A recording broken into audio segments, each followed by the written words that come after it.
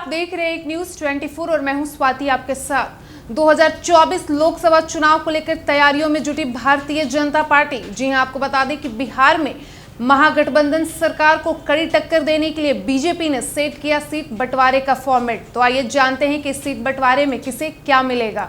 2024 के चुनाव के लिए क्या बीजेपी ने बिहार का फॉर्मूला सेट कर लिया है? ये सवाल बिहार बीजेपी के कोर ग्रुप की बैठक जो कि दिल्ली में केंद्रीय मंत्री गिरिराज सिंह के आवास पर हुई थी, उसके बाद से लगातार उठ रहा है। दरअसल इस बैठक में बीजेपी के बिहार के प्रभारी विनोद तावड़े भी मौजूद थे। प्रदेश अध्यक्ष सम्राट चौधरी और अन्य कई बड़े नेताओं की मौजूदगी में हुई बैठक में गठबंधन के स्वरूप को बड़ा करने पर भी चर्चा हुई है।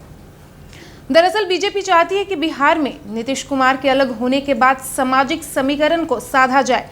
पार्टी की कोशिश है कि दलित, महादलित, पिछड़े और अति पिछड़े समाज के लोगों को अपने साथ जोड़ा जाए। लिहाजा उस समाज के नेताओं और उन नेताओं से जुड़ी पार्टियों को बीजेपी अपने पाले में लाना चाहती है। उपेंद्र कुशवाहा ने जेडीयू से अलग होकर राष्ट्रीय लोक जनता दल नाम की अलग पार्टी बना ली।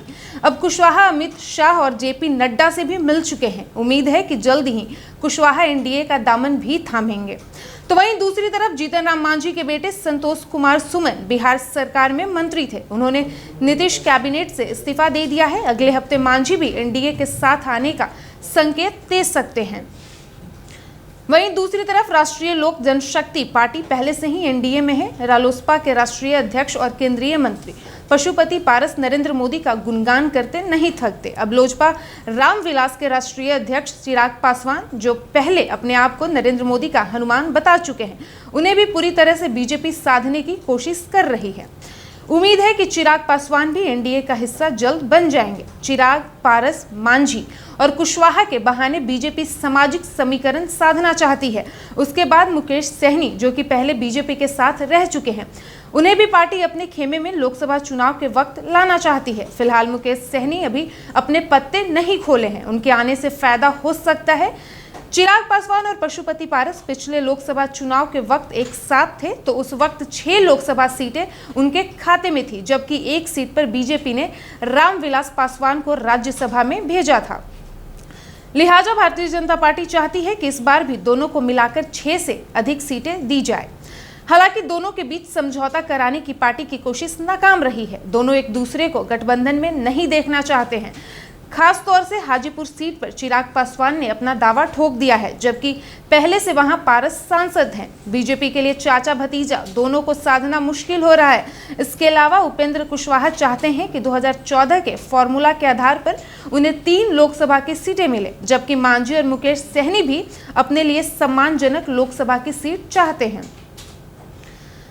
साथ ही आपको बता दें कि बीजेपी की कोशिश है कि लगभग 30 सीटों पर चुनाव में उतरे, जबकि बाकी 10 सीटें सहयोगी को जाए। बीजेपी के अपने फॉर्मूले के मुताबिक अगर 6 सीटें एलजेपी के दोनों गुट को और 3 सीट उपेंद्र कुशवाहा की पार्टी को देने के बाद 1 सीट ही बचेगी। ऐसे में पार्टी कुछ सीटों पर समझौता भी कर सकती है और अपने उम्मीदवार को सहयोगी दलों के सिंबल पर लड़ा सकती है। बीजेपी ने इसके लिए यह फॉर्मूला तय किया है, लेकिन इस फॉर्मूले पर अब तक सभी सहयोगी दलों की रजामंदी नहीं हुई है। अब देखना है कि कब तक बीजेपी चिराग पासवान, पशुपति पारस तथा उपेंद्र कुशवाहा को मना सकती है और मुकेश सहनी को भी अपने पाले में ला सकती है। बीजेपी की पूरी कोशिश है कि विपक्षी दलों की एकता की हवा निकाली जाए। यही वजह है कि 23 जून को विपक्षी दलों की पटना में बैठक के बाद अगले ही दिन यानी कि 24 जून को पार्टी के राष्ट्रीय अध्यक्ष जेपी नड्डा बिहार के झंझारपुर का दौरा करेंगे। उसके बाद 29 जून को मुंगेर के लखीसराय में अमित शाह की बड़ी रैली है। बीजेपी के फॉर्मूले पर सहयोगी कितना मानते हैं और कब तक उस पर अंतिम मुहर लगाते हैं, इसके लिए भी थोड़ा और इंतजार करना होगा।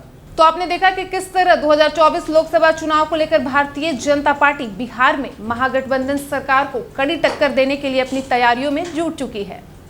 वीडियो पसंद आया हो तो वीडियो को लाइक करें, शेयर करें। साथ ही हमारे YouTube चैनल एक न्यूज 24 को भी सब्सक्राइब कर लें और यदि आप हमें फेसबुक पर देख पा रहे हैं तो हमारे फेसबुक पेज को भी फॉलो करना ना भूलें।